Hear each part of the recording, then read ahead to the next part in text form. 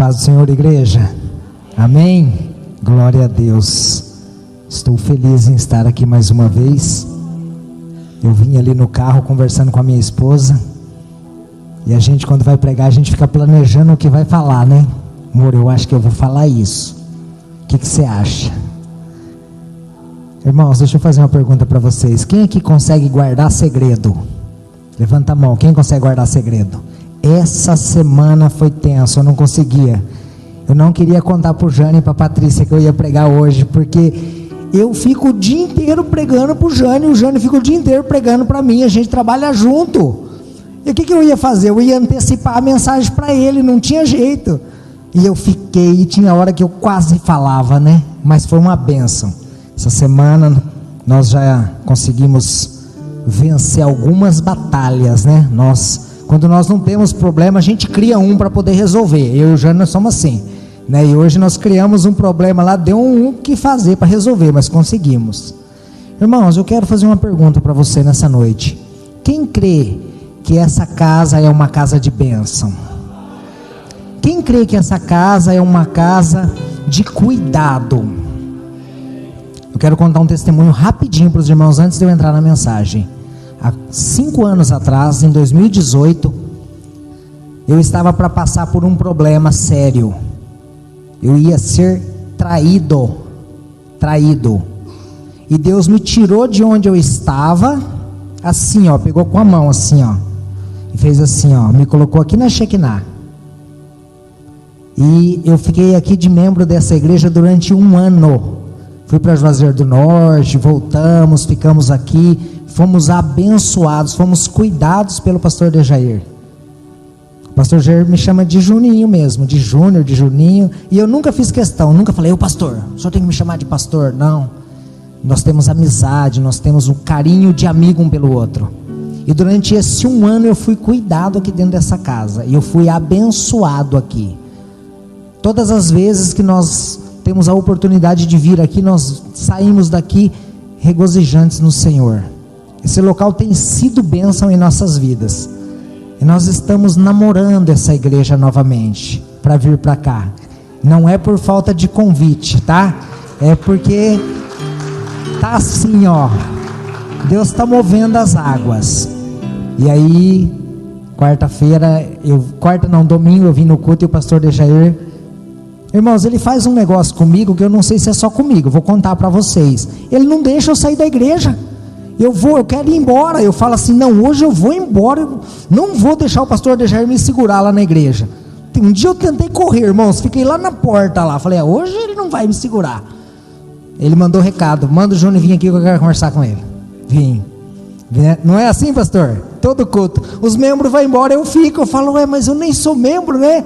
Mas é o amor, irmãos. Isso é a mais pura demonstração de amor e carinho que ele pode ter por mim e pela minha família. Ele fala, não, acabou o culto, vem cá, eu preciso te dar um abraço. Eu chego aqui na igreja, os irmãos me abraçam com um sorriso no olhar. Ô querido, que bom que você veio. Ô querido, que bom que você... Eu falo assim, nossa, mas esse povo gosta da gente mesmo, né? Que glória, que bênção, irmãos, isso é maravilhoso. Vocês não sabem o quanto um abraço cura uma pessoa. Às vezes a pessoa chega ali na porta da igreja machucado, e você recebe ele de braços abertos assim ó, que bom que você veio no culto hoje. Ele não vai nem precisar ouvir a palavra, só aquele que bom que você falou para ele, ele já, nossa, eu sou tão especial, porque essa pessoa gostou de me ver aqui. Continuem fazendo isso, continuem fazendo a obra com esse amor, com esse carinho, com essa dedicação. Isso faz toda a diferença. As pessoas vêm e se sentem acolhidas. Eu me sinto acolhido nessa casa. Eu me sinto parte daqui. Eu acho que eu já sou daqui, eu não sei ainda. Deus vai falar. Amém? Queridos, quando a gente vai ministrar a palavra do Senhor, muitas vezes o inimigo se levanta para querer frustrar. Quando o pastor Dejair me convidou, eu falei, Senhor, o que eu vou ministrar? E sábado de manhã eu estava dormindo e Deus me deu a palavra. Eu falei, Senhor, essa palavra o Senhor tem certeza? E aí, irmãos, é o seguinte, parece um turbilhão. Começa a vir pensamento na mente assim, vem texto e vem pensamento, você tem que anotar, você tem que correr para a Bíblia e anotar, porque não fica na mente, começa a vir N coisas. E eu estava deitado na minha cama, de manhã eu levantei e peguei a Bíblia na hora, abri no texto que o Senhor tinha me dado, e a partir daquele momento aquilo não saiu mais da minha mente. E aquilo foi sábado, foi domingo à noite eu vim no culto, tudo que o pregador pregou no culto era o que eu ia falar. Falei, meu Deus, esse homem está pregando a mensagem que eu vou pregar às quarta-feira. E Deus falava assim, eu estou confirmando no teu coração que você vai pregar, essa palavra não foi você que achou que você estava pensando, foi eu que coloquei na tua mente. Palavras que ele falou aqui eu tinha anotado para falar, até tirei dos bolsos, falei, vou tirar porque o pessoal vai achar que eu copiei o homem. Chorei na mensagem do homem de domingo aqui, foi bênção. Aí o pastor Dejair me mandou uma mensagem, Júnior, não vai dar mais para você pregar quarta-feira, deixa você pregar na próxima. Irmãos, eu falei tudo bem para o pastor, não falei, pastor? Mas eu não falei tudo bem para Deus não. Falei, ué, Senhor, que negócio é esse? O Senhor me dá a palavra, o Senhor faz eu estudar, me preparar, agora o Senhor deixa o pastor Dejair tirar eu da vez? Não, o Senhor falou que ia falar com a igreja, eu quero pregar. O que vocês acham que aconteceu? Vocês são assim com Deus? Vocês cobram Deus das coisas ou vocês deixam passar batido? Como é que vocês são? Fala para mim. Eu, quando Deus dá uma bênção para mim, eu agarro com força, eu não deixo passar não. Lutei com Deus mesmo, da mesma maneira que Jacó lutou com o anjo pela bênção dele. Falei, Senhor, eu não posso deixar essa oportunidade passar não, eu já tenho algum tempo que eu não estou pregando aqui na igreja, eu quero aproveitar essa oportunidade. Deus foi lá, mexeu no pastor Dejair lá, ele mandou outra mensagem, ô crente, quarta-feira você prega, tá? Eu falei, glória a Deus, aleluia, eu sei que o Deus que eu vivo, vive mesmo, o Deus que eu sirvo está vivo e é o meu Redentor, é Ele que fala comigo, é Ele que faz na minha vida. Falei, glória a Deus, é isso mesmo, Senhor, então a palavra é essa. Então abram comigo as suas Bíblias, no livro de Josué, no capítulo 7, e eu quero que você entenda uma coisa, meu irmão, essa palavra é para você que veio aqui essa noite, essa palavra não é para quem faltou.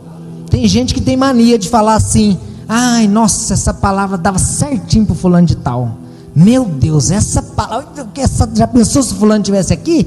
Era para ele. Fala no seu coração assim, Senhor, fala comigo, eu quero ouvir a tua voz, Pai, que tudo que for falar dessa noite aqui, que seja para mim mesmo, não é para o fulano que faltou não. A gente sabe que o culto da quarta-feira, essa igreja lota, mas os irmãos notaram que não foi falado domingo aqui quem ia pregar na quarta? Deus falou para mim, não deixa anunciar o teu nome, que quem vai quarta-feira serão pessoas selecionadas, pessoas que só com quem eu quero falar, vai estar quarta-feira na igreja. Eu já sabia que a igreja não ia lotar, não foi anunciado, o Jânio não sabia, né Jânio? Chegou ali e falou, ué, o que você está lendo na Bíblia aí? Eu falei, vou pregar. Ele, você não me contou, né? Eu falei, nem tudo eu te conto. Irmãos, o texto diz assim, os israelitas são derrotados por causa do pecado de Acã, e prevaricaram os filhos de Israel no anátema, porque Acã, filho de Carmi, filho de Zabdi, filho de Zerá, da tribo de Judá, tomou do anátema, e a ira do Senhor se acendeu contra os filhos de Israel. Curva a sua cabeça, feche os seus olhos. Pai, eu quero te louvar, ó Pai, bendizer o teu nome, por mais esta oportunidade maravilhosa que o Senhor me concede, Pai, de transmitir somente a tua palavra. Toma minha mente, toma o meu ser, ó Pai, que tudo que eu ministrar essa noite, ó Pai, seja para, ó Deus, conserto, seja para transformação, seja para mudança, seja, Pai, como um bálsamo, ó Deus, na vida destes, ó Pai, que o Senhor tirou lá dos seus lares e vieram aqui, ó Pai, com o coração preparado para ouvir a tua palavra. Fala os corações essa noite, é isso que eu te peço e te agradeço em nome de Jesus. Queridos, essa palavra é uma palavra muito conhecida, eu creio que todo mundo aqui conhece a história, mas eu quero trabalhar um pouquinho com o contexto histórico. Josué é o sucessor de Moisés. Esse texto aqui é um texto que, se nós voltarmos um pouquinho no 5, nós estávamos no 7, se nós voltarmos no 5, o 5 vai falar sobre a circuncisão dos homens de Israel, e depois vai falar da celebração da Páscoa. Vamos entender um pouquinho aonde Deus quer falar, porque circuncisão. Todos nós sabemos que os homens que estavam no deserto, a caminho da terra prometida, cometeram erros no deserto, e o castigo de Deus para eles foram: todos os homens acima de 40 anos não entram na terra prometida, somente os homens abaixo, né? Só entraram os jovens, só entraram os homens que nasceram no deserto, aqueles homens que saíram lá do Egito e caminharam durante 40 anos para poder chegar na terra prometida, morreram no deserto. Só entraram jovens, rapazes. Esses rapazes, eles não eram circuncidados. A circuncisão é uma marca que era feita como um sinal de aliança com Deus. Quando esses homens entram na terra prometida, Deus fala com Josué: tem que fazer a circuncisão. Ele faz facas de pedras e faz a circuncisão de todos os homens da tribo dele. Um detalhe importante que nós temos que entender: esses homens que vieram caminhando pelo deserto, nesse período que eles ficaram, esses homens que nasceram no deserto, eles não eram guerreiros. Eles eram filhos de homens que antes de estarem no deserto, eles eram o quê? Homens que amassavam barro e misturavam com palha e faziam tijolos. Eles eram escravos no Egito. Olha só, esses homens não eram guerreiros, eles eram escravos. Não eram homens dotados de sabedoria na espada. Eram homens que somente sabiam fazer tijolos. Esses homens morreram no deserto e aí nasceram filhos. Esses homens nasceram guerreiros? Não, nasceram homens comuns. Mas olha que interessante, Josué assume a posição de líder da nação de Israel, do povo de Deus, adentra a terra prometida, passa o Jordão a pés secos. Deus abre o Jordão para eles passarem, da mesma maneira que abriu o Mar Vermelho, abre o Jordão, eles entram na terra prometida, e Deus fala para Josué: faz a circuncisão e celebra a Páscoa, celebra a minha aliança com o povo. O que eu quero dizer para vocês nessa noite? A importância que tem da nossa aliança com Deus. Quando nós fazemos uma aliança com Deus, ela tem uma importância extrema em nossas vidas. Tem pessoas que fazem aliança com Deus e logo em seguida quebra. Deus é um Deus que não quebra a aliança dele com a gente. Deus, ele permanece no mesmo lugar sempre. A gente que muitas vezes se afasta de Deus. Olha o que acontece. Deus dá para Josué uma instrução para que ele conseguisse adentrar a primeira cidade que ele ia conquistar na terra prometida, a cidade chamada Jericó, uma cidade famosa pelas suas muralhas altíssimas e largas, a tal ponto que eram construídas casas em cima das muralhas. Algum homem precisou pegar na espada e guerrear para adentrar essa cidade? Não. Esses homens receberam uma instrução que eles iam rodear as muralhas, e os sacerdotes iam à frente, a arca da aliança ia junto, eles iam levar chifres de carneiros, e eles iam tocar essas trombetas, e ao passar de 6 dias, eles rodeando a cidade, no 7º dia eles iam parar, tocar as trombetas, e ao povo gritar, as muralhas iam cair. E foi isso que aconteceu, não foi? Foi exatamente isso que aconteceu? Foi o que aconteceu, a muralha caiu, e todos adentraram a cidade. Mas eu quero me ater a um detalhe muito importante. No capítulo 6, no versículo 17, eu quero que você acompanhe comigo, mantenha a sua Bíblia aberta, ou o menino aí, se quiser colocar o texto aqui. Eu quero colocar aqui uma ordem que foi dada por Deus. Irmãos, comece a observar que quando Deus te dá uma ordem, você tem que obedecer e seguir ela à risca. Olha o que Deus fala. No 16 está assim: e sucedeu que, tocando os sacerdotes a 7ª vez as buzinas, disse Josué ao povo: gritai, porque o Senhor vos tem dado a cidade. Chegou o ponto crucial, Deus tinha dado a cidade para eles. Aí vem a voz de Deus: porém a cidade será anátema. Irmãos, o que quer dizer a palavra anátema? A cidade será condenada. Olha que interessante, acompanhe comigo. A cidade será anátema ao Senhor, ela e tudo quanto houver nela. Somente a prostituta Raabe viverá, ela e todos os que com ela estiverem em casa, porquanto escondeu os mensageiros que enviamos.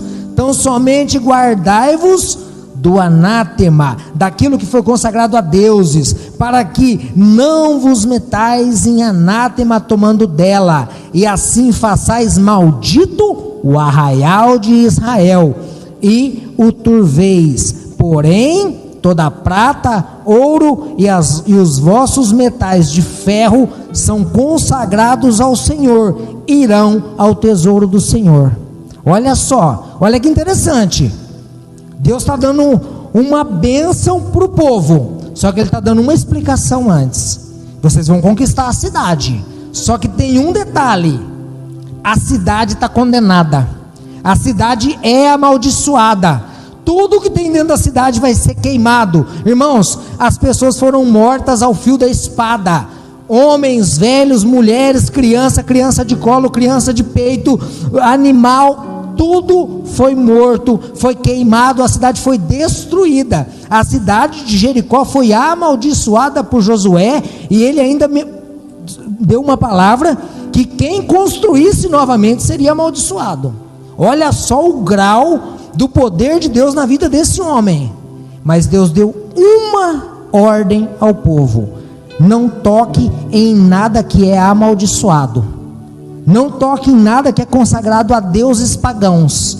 Eu vou te dar a cidade, ouro, prata, metal valioso vai ser levado ao templo do Senhor.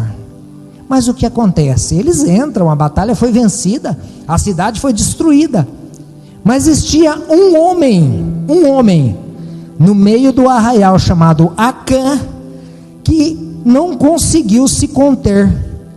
Quando ele viu o ouro, quando ele viu a prata, e quando ele viu uma capa babilônica, aquilo encheu os olhos dele, e ele tomou para si a capa, tomou para si o ciclo de ouro, o ciclo de prata, a cunha de ouro, escondeu debaixo da sua capa, voltou para o arraial do Senhor, entrou dentro da sua tenda, cavou um buraco, enterrou e cobriu, e ficou, ó, belo e faceiro.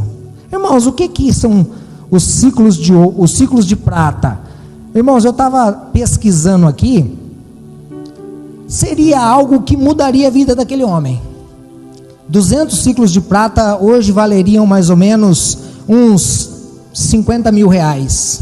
Uma cunha de ouro, da qual ele tomou para si, mais de 400 mil reais valeria hoje, tá? E essa capa babilônica, irmãos, eu quero falar alguma coisa para os irmãos entenderem. Quem aqui já viu um terno italiano? Aquele bem bonito assim, que você vai querer comprar, você passa na frente e fala, acho que não, né? Terno assim que vale 50 mil, 80 mil, né? Um terno italiano, seria isso. Por isso que ele ficou encantado com aquilo. Mas o que ele não colocou na cabeça dele foi que Deus tinha acabado de falar: o que é prata e ouro pertence a Deus, e o que não pertence a Deus tem que ser destruído. A capa tinha que ser destruído. Aonde está o pecado de Acã? O pecado de Acã está contra Deus. Ele pecou contra Deus. Ele não pecou um pecado comum, um pecado contra ele mesmo. Ele pecou contra Deus, porque ele tomou para si aquilo que pertencia a Deus. Deus tinha falado: isso me pertence, o que não me pertence queima. Ele pega para ele o que não era para, o que era para queimar, e o que era para entregar para Deus ele rouba de Deus. Irmãos, você já parou para pensar o que esse homem fez? E aí ele vai lá e esconde na tenda dele. Existia regras na época. Quando uma batalha era vencida, o exército voltava para a cidade, tinha um período de festa, tinha um período em que se comemorava a vitória. Josué volta para o arraial, Josué comemora a vitória, e ele nunca imaginava o que tinha acontecido. Mas eu quero fazer uma pergunta para mim, essa pergunta é para mim também. Algo ou alguma coisa que nós fazemos fica oculto ou escondido aos olhos de Deus? Não, não fica. Tudo que nós fazemos, Deus está observando. Se nós estamos fazendo certo, se nós estamos fazendo errado. E tudo aquilo que nós fazemos de certo, tem uma bênção, e tudo aquilo que nós fazemos de errado tem uma consequência. Estou certo ou estou errado? É assim que funciona? É. Deus é o mesmo ontem, é o mesmo hoje e é o mesmo eternamente. Deus não muda. Um dia eu ouvi um pastor falando assim: Deus não muda os seus modus operandi. Ele não muda nunca, Deus continua sendo o mesmo Deus. Aí o que acontece? Todo mundo feliz da vida, vamos para a próxima cidade. A próxima cidade se chamava Ai. Como que era que se invadiu uma cidade? Manda espias para observar como que é a cidade, e esses espias vão à cidade e voltam felizes da vida e falam para Josué: não, cidade pequena, poucos soldados, não precisa mandar o exército inteiro não, manda lá 2-3 mil homens lá, que nós vamos derrotar eles facilmente, vamos embora, vamos batalhar. E Josué acata aquilo que os espias falam e manda somente poucos homens. E ao chegarem na guerra, e ao chegarem para invadir essa cidade, são surpreendidos, são derrotados, são perseguidos, são humilhados. 36 homens são mortos e perseguidos, e eles voltam fugidos para o arraial, desesperados, sem saber o que tinha acontecido. Quando esses homens chegam no arraial e contam para Josué o que aconteceu, Josué se desespera e se lança, rasga suas vestes em sinal de humilhação, se lança no chão. Todos os sacerdotes do arraial fazem a mesma coisa, e ele começa a clamar a Deus e a perguntar para Deus o que tinha acontecido. Eles pegavam a terra do chão e jogavam sobre a cabeça. Quando se fazia isso naquela época, era uma demonstração de humilhação. Eu estou me humilhando, estou jogando terra na minha cabeça. E Josué faz isso desde de manhã até o entardecer. Mas ao entardecer, Deus visita Josué e fala para ele: levanta-te, homem, levanta-te. Por que você está prostrado? Não foi você que errou. Agora que eu quero fazer uma pergunta para vocês.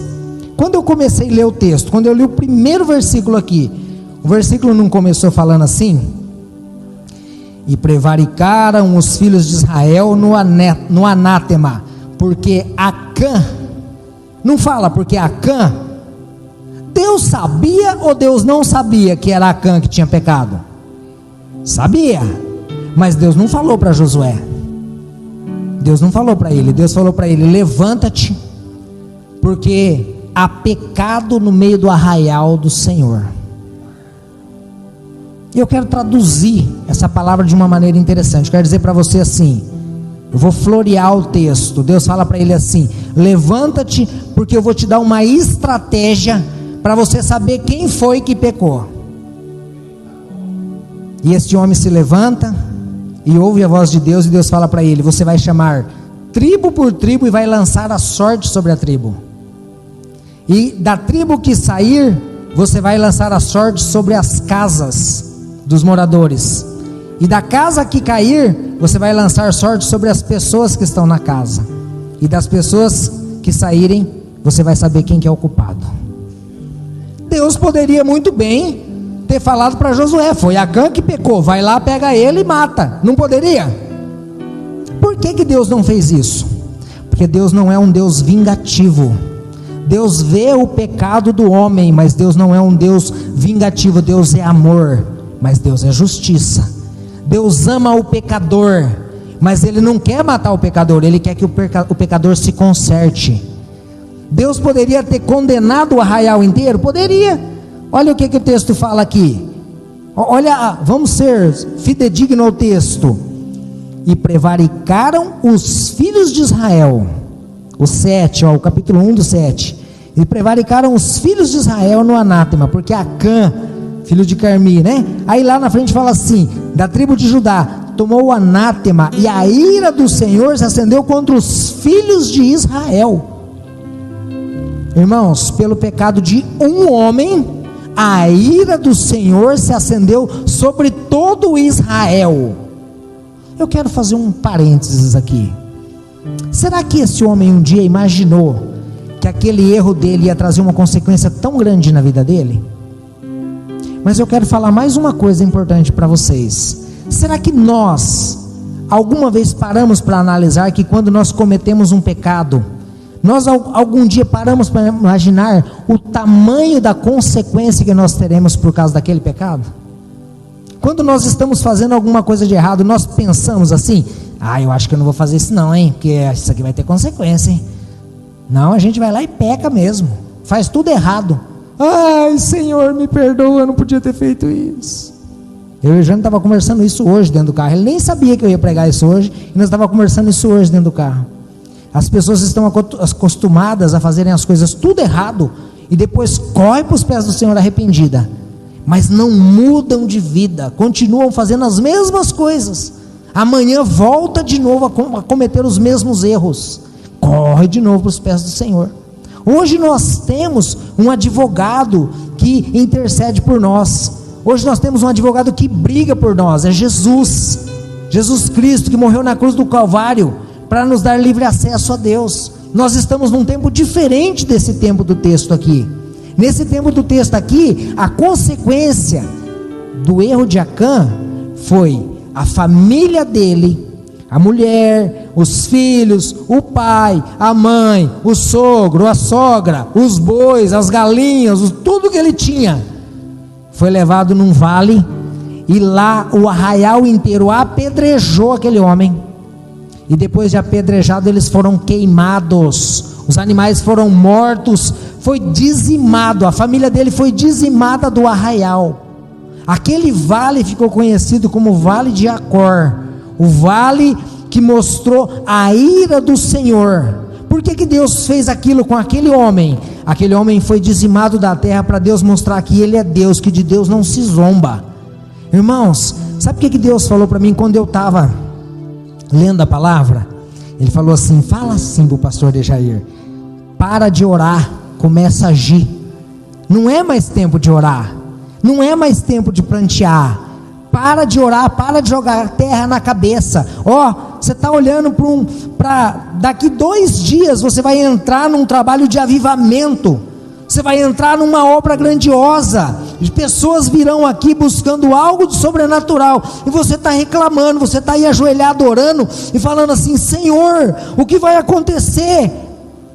Esse versículo aqui, quando eu li esse versículo aqui, é o 7, deixa eu só achar rapidinho aqui, 7, no 6, começa a falar: Josué rasgou as vestes e disse o Senhor Jeová, deixa eu achar, irmãos, rapidinho, no 10, então disse o Senhor a Dejair: levanta-te, porque estás prostrado assim sobre o teu rosto. Israel pecou, as pessoas pecaram lá fora, não foi você que pecou. Está na hora de você agir. Eis que te darei estratégia. Vai passar uma noite e te darei estratégia. Sabe o que Deus falou para mim, pastor? O senhor vai ter alguns sonhos, o senhor vai ter algumas revelações. Esse versículo 10 aqui, eu acho que na Bíblia do Senhor já está anotado, mas se não tiver, anota, porque esse versículo Deus pediu para eu ministrar para o senhor, somente para o senhor.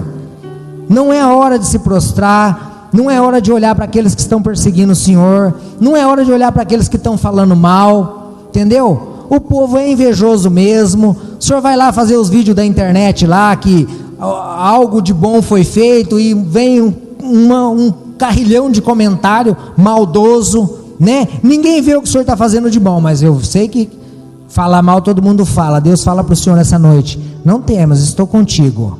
Levanta, para de orar, agora é hora de agir. Nesses dias, hoje é quarta, antes de sexta, Deus vai dar um sonho para o senhor, uma revelação de algo que tem que ser corrigido. Irmãos, eu sei que tem muita gente aqui dentro da igreja que está ouvindo essa palavra e está tranquilo, assim, igual o irmão Antônio lá, olha que bonitinho, deitado na cadeira, né? Tranquilo da vida. Essa não é para mim. Ótimo, amém, glória a Deus. Essa não é para todo mundo.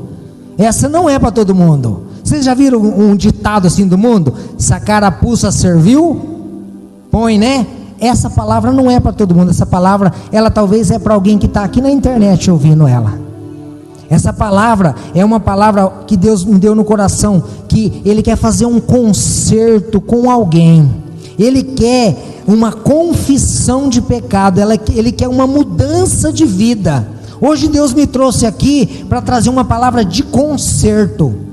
Ele quer pessoas que estejam dentro dessa igreja de corpo e alma. Ele não quer pessoas mornas. Sabe o que diz lá em Apocalipse? A Bíblia fala que para Deus, se nós formos mortos, Ele tem jactância, Ele tem ânsia de vômito.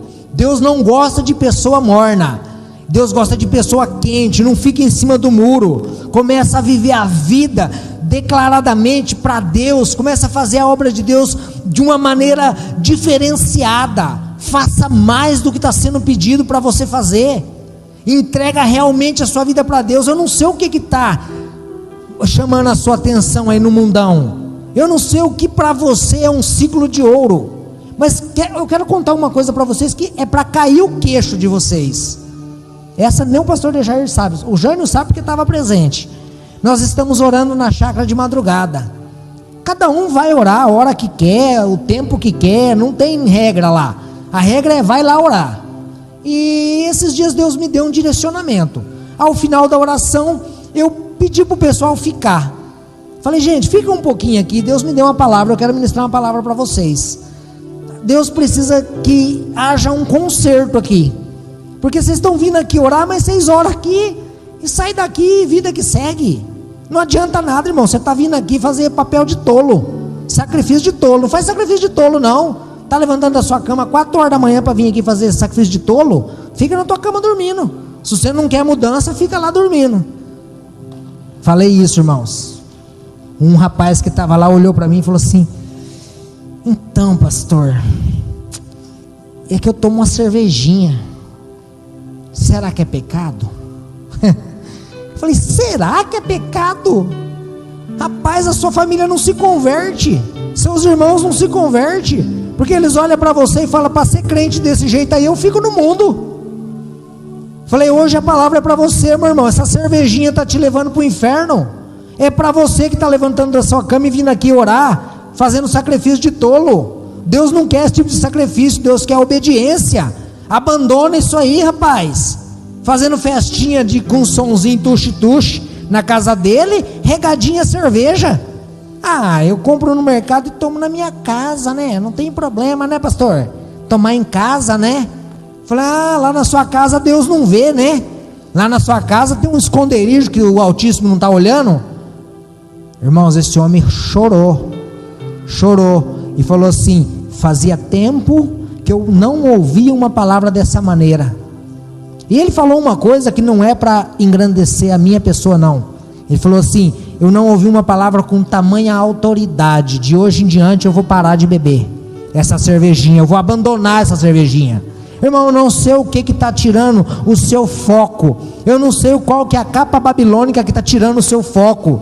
Eu não sei qual que é os ciclos de prata. Eu não sei qual que é a cunha de ouro que está tirando o teu foco. Mas hoje é a noite que Deus pediu para você parar. Se tem algo tirando você, aos homens, a pornografia, gosta de assistir o filminho lá, para. Deus está vendo.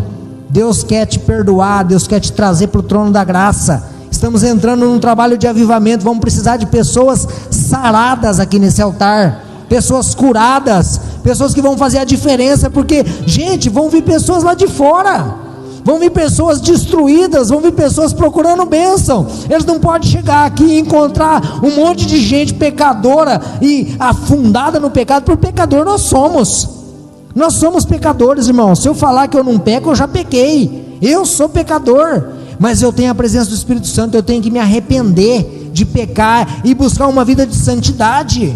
A palavra dessa noite é essa: busque vida de santidade, busque algo diferenciado com Deus. Comece a fazer diferente do que você tem feito até hoje. Não seja um Acã que ouviu a voz de Deus, estava no meio do arraial e chega lá, nossa, ouro e prata, vai mudar minha vida. Levou, mentiu, escondeu, ficou lá. Irmãos, trouxe tragédia para a família.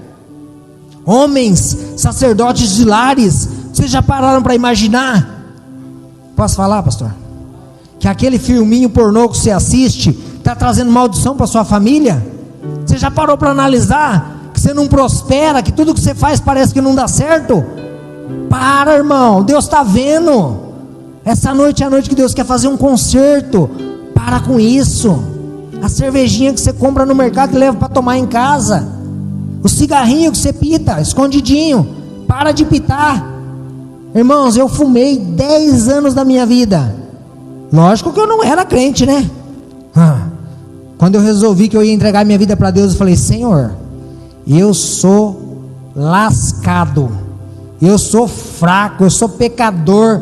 Se o Senhor não tirar esse vício de mim, não vai ter jeito. Porque eu de mim mesmo, irmãos, comprava um remédio lá, flor da Amazônia, para amargar a boca, comprava não sei o que, comprava não sei o que.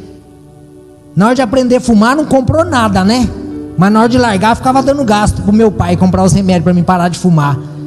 Irmãos, parece, o inimigo é tão astuto, que eu comprei um negócio que era a flor da Amazônia mesmo, que era amargo que era o trem. No outro dia eu fumei 2 maços de cigarro. Falei: ué, mas esse negócio parece que adoçou o cigarro? Ah não, falei: Deus, ou o Senhor dá um jeito em mim, ou eu vou morrer fumando, porque não pode um negócio desse. Fiquei quietão, né? Fui lá pro sítio, eu gostava de ir pro sítio, caçar, dar tiro em coisinha, espingardinha de pressão. Aí lógico, né? Orei, fiz a oração, bonitão. Catei o cigarro, né? Tufo na boca. Amargou assim, falei: nossa, não tomei o remédio hoje? Que minha boca tá amarga, né? Ah, de novo, levei o cigarro na boca de novo. Quando eu puxei, tem alguma coisa de errado. De novo, irmãos. Olha a teimosia do ser humano. Eu tinha acabado de orar: Senhor, transforma a minha vida, Senhor, tira esse cigarro de mim. E tentando fumar. Mas que ser humano mais sem noção é esse? Está falando para Deus que não quer e está fazendo? Irmãos, aquele dia eu vi a glória do Senhor. Quando eu tentei a 3ª vez, literalmente eu vomitei. Quando eu vomitei, o Espírito Santo falou para mim: larga, besta. Estou falando que você não vai fumar mais, porque você está tentando? Você vai ter nojo dessa porcaria. A partir de hoje você está curado. Detalhe: não vai sentir mais o cheiro. Nunca mais vai sentir o cheiro do cigarro, porque o que faz o fumante fumar é o cheiro. Sente o cheiro nossa, que delícia, quer fumar. Uma praga, destrói vida, destrói o pulmão, mata pessoas aí de enfisema pulmonar. Entendeu? Deus me libertou do cigarro.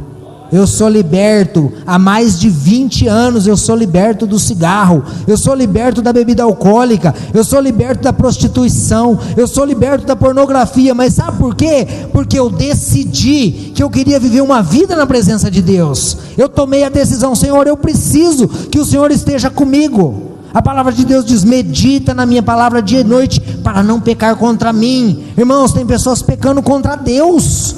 O pecado que você comete é contra Deus, mas a consequência vem em você. É no seu corpo que vem a consequência. Começa a mudar a cabeça, começa a mudar os pensamentos. Não seja um Acã da vida que vai levar a sua família à ruína. Não seja um homem tolo. Seja sábio, seja prudente. Viva uma vida na presença de Deus, fazendo aquilo que agrada ao Senhor.